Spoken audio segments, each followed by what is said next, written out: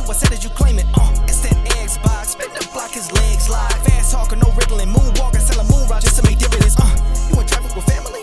That much make it a portrait. Gun kick back, not grannies from porches. David on the scene, you know that it's scorching. What's a man with king? No response to the saying, advancing the line, advancing the payment. You front the game and shoot, I said as you claim it. You already know the time, told my boys to hold the line. We gon' shoot it out in seconds, leave you posted like a vine. Bow your head down to the king, leave your roses at the shrine. We stay ready for the war, just need the king to drop the sign. Say what you running from, what you running from? I'm with my team, we bleed green, that's what you wanted, huh? Say what you running from, what you running from? I'm with my team, we bleed green, that's what you wanted, huh? This what you wanted. This what you wanted, huh? Peace and blessings. Welcome back to Xbox Frontline News. It's your boy, the King. Still getting over the cold, and Diddy is still home. Anyway, we saw what went down today. Now, I know a lot of people is going to be amped up about this Nintendo Direct. I had some people talking out of pocket with this Nintendo Switch 2. Let me tell you something very early on. Oh, thank you for showing up. This is Xbox Frontline News with your boy, the King. If you love anything about video games, if you love Xbox, well, you found your new best friend. I drop videos daily, 8:30 p.m. Eastern Standard Time. And I stream every day on Frontline Gaming Streams. 2 separate channels, Frontline Gaming Streams. So if you found me here, find me there. You know, and you have these people that's walking around thinking that the Switch 2 can do something other than what it naturally does. And listen, I'm not delusioned. I have a Switch 2, right? So am I delusioned in believing that the Switch is doing anything other than what it's able to do? No, not one time, not 1 second. These guys was telling me that Grand Theft Auto 6 would be at the Switch 2 Direct today and the partner program, partner, whatever the hell, showcase. Bro, the machine is not capable of it, right? And if you was able to do that, then do Grand Theft Auto 5. Just show and prove. You can't. And I'm just tired of the delusion. You brought a $500 old machine, right? It's like getting a new partner and they're at least 10 years older than you. It's old, all right? It's old tech. So just because it's better than the older tech that you had doesn't mean that it's up to snuff with the tech that we have. So stop, man. These guys are ridiculous, bro. Anyway. We got some topics to talk about. I've told you before, and if you watched the live stream yesterday, and let me know if you want me to do more live streams and stuff like that, because I would do more live streams going forward. Let me know if that's something that you're into. I told you who Microsoft was afraid of, but you guys told me no. I'm telling you, they're terrified of these dudes. Now, we covered this on a live show, and just in case you don't get my live show information, well, here you go. Xbox has strong reports going forward on the sustainability and the profitability of the services. But some key takeaways from this article is, Microsoft reports strong cloud earnings with Windows and Xbox up too. The Azure cloud revenues grew 39% year over year.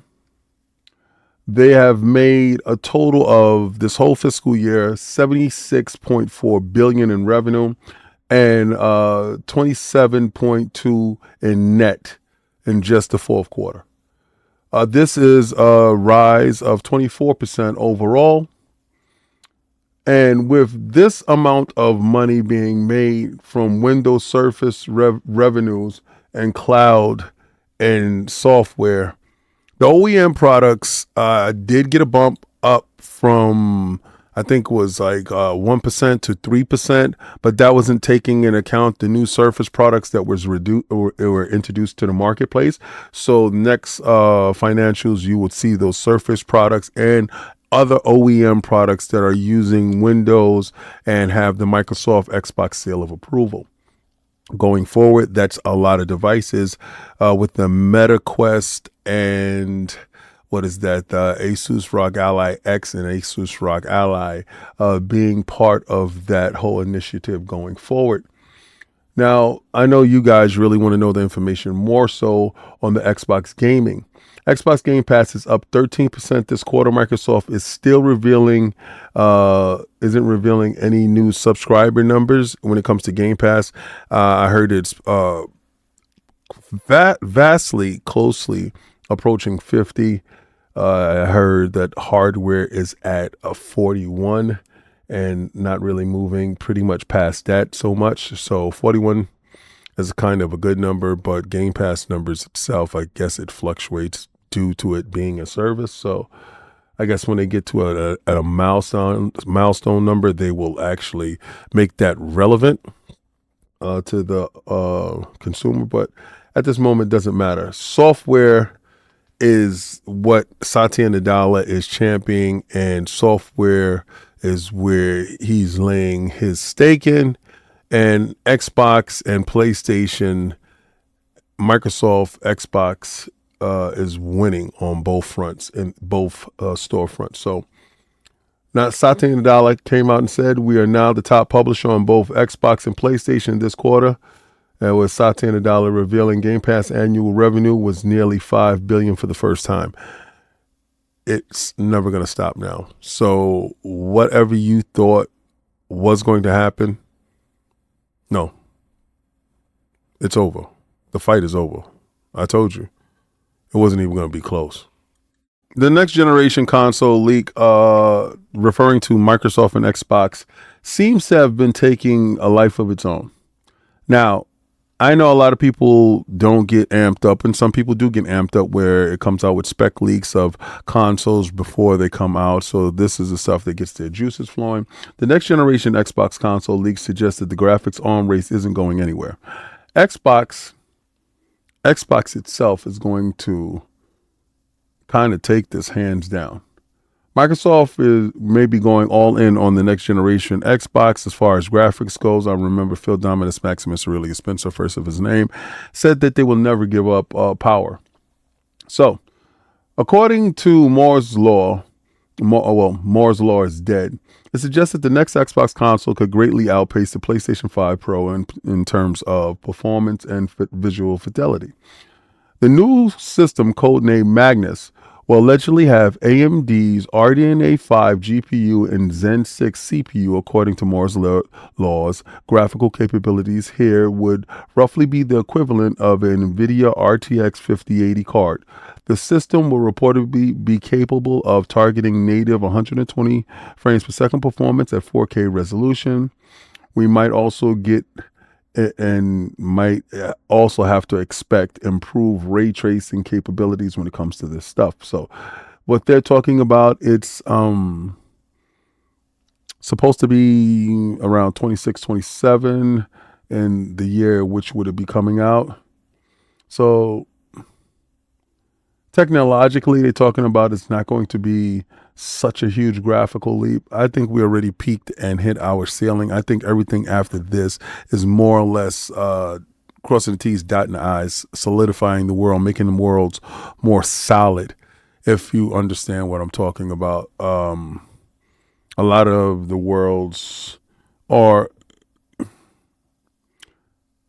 we need more CPU power. We need more RAM when it comes to making the worlds more lived in. It's something that you notice when you're playing video games. A lot of games have a larger, greater fidelity than others. So that's what I think the next consoles will be. If anybody got a chance to watch the Nintendo Direct, I hope you had a good time watching that. I watched it. I saw a couple of titles that was there. Madden didn't interest me at all because if I'm going to get Madden Redemption, I'm not going to get on the Switch. This whatchamacallit, this Adventures of Elliot, that seemed kind of cool. Octopath Traveler 0. Outlaws, Star Wars Outlaws didn't entice me. Final Fantasy Tactic Chronicles didn't entice me. Hyrule Warriors, Age of Imprisonment. That was kind of cool. Apex Legends, nothing. Persona 3 Reloaded, nothing. And Plants vs. Zombies, I will get that on something else. Once Upon a Katamari, nothing for me. Monster Hunter Stories, nothing for me. But again, if you do have a Switch 2, these games should appeal to you. Didn't see anything here that I wouldn't have on like a regular Switch. So again, I'm looking only for my Switch to bring me Nintendo only titles. All right, so I saw the Nintendo Direct, and the Nintendo Direct was it was okay. I didn't see anything at the Nintendo Direct that made me say, "Oh, I can't wait." Nothing. Nothing there made me feel like it was an outstanding show or something that I needed to have, or nothing there. So again, I'm still, playing the games that I do have. Now, no news came out for PlayStation, but PlayStation did talk about the fighting game. What is it? The Marvel Token fighting game. So they did talk about that, and they went into the basic beginnings of the fighting system for that game. Now, I'm highly interested in that game because what Fight Night Fridays is an incredible thing that we do on Frontline Gaming streams, and I do plan on getting that fighting stick because you can pair it with your PC, and being that the new Xbox console is going to be a PC hybrid, I may be able to use it with my new Xbox console. So again, and I will have the game day and date in the ecosystem that I choose. So again, I'm looking forward to that, and I'm looking forward to that game. So that on those two news fronts, you got news from Nintendo, you got news from PlayStation, and the news from Xbox is again huge profit margins, incredible growth in the areas of monthly active users. The sustainability of Game Pass is through the roof. The sheer numbers that Microsoft and Xbox is generating from simply just saying there's another way for them to fight and beat PlayStation at their own game and destroy all the narratives. When you think outside of the box, well, then the box becomes a trap for whoever's inside the box, right? Because the world is yours outside of the closed mind thinking. And the only company left in that last closed mind thinking is Nintendo. And looking at that show showed me the deficiencies of the Switch 2. You see, Sony gets it now. And the thing with Sony is they don't really have enough software engineers like Nixus that can facilitate, and Nixus is my heart, that can facilitate making games at a greater scale faster. So whereas Microsoft already purchased with ABK a whole third-party publisher that was already built, ready to go, ready to have dev kits and ready worked around all the machines that are out in the marketplace, they already hit the floor running. And then all they had to do was get their internal teams together and get them up to the task. And right now you see Microsoft and Xbox going into TV ventures and, Fallout TV shows and all these other TV shows, Halo TV shows and, movies and all this other stuff. So they're making money going in different areas. So with Microsoft and Xbox leading the way in the cloud, software and services, hardware is showing up. With their traditional hardware actually on a decline, but OEM hardware is on a plus.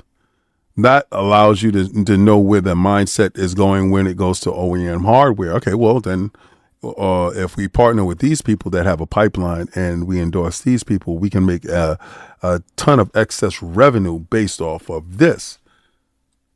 That changes. But we need to talk about the elephant in the room. And I don't know if you saw that Battlefield 6, but I'm here to tell you, I was absolutely right when I told you the reason why they rolled back the prices because they cannot have Call of Duty out there being significantly more than Battlefield.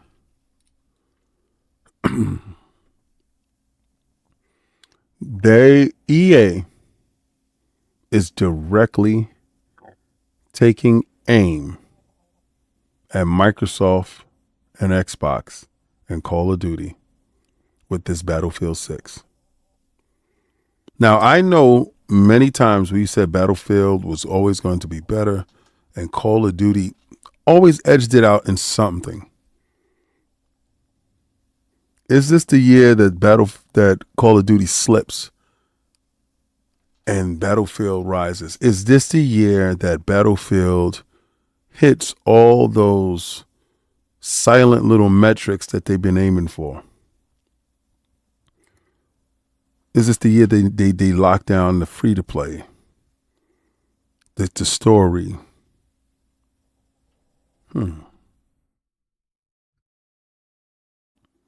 This year, what I want Battlefield to do is make compelling characters that live. What Call of Duty's does is they make compelling characters that people remember, know, and when they see, they feel a kinship to them. So people get wrapped into the stories. I want to know if Battlefield will actually do that. But what I saw from that multiplayer today, I'm going to tell you, beyond a shadow of a doubt, that was the most ruckus, rambunctious fight that I've seen. I'm not going to lie to you. That multiplayer looked insane. And when we can do community streams and we're going Iron Lords versus Mr. Boomstick or Iron Lords versus whoever you guys choose, the Realm versus IGN. When we are able to do those matches, I saw so many different things. I saw the world crumbling. That's only possible if you concentrate on current gen machines. Call of Duty's in trouble. And I know you guys are going to say, yes, say that every year. Now, the casual dudes, they don't really care. If they've been playing Call of Duty, they don't really care. They're going to keep playing Call of Duty. But I'm telling you something. I've seen it. I understand it. And I'm explaining to you, this is going to be the most dangerous year for Call of Duty, and I cannot wait to see what happens. But if you didn't see it, boy, and I know you're seeing it now because I'm doing the whole video. And I know you're going to say, yo, King, your energy is low. Well, I'm kind of sick, right? And don't really want to overexert myself, to be honest with you. I'm just contemplating, is the marketplace large enough for two military shooters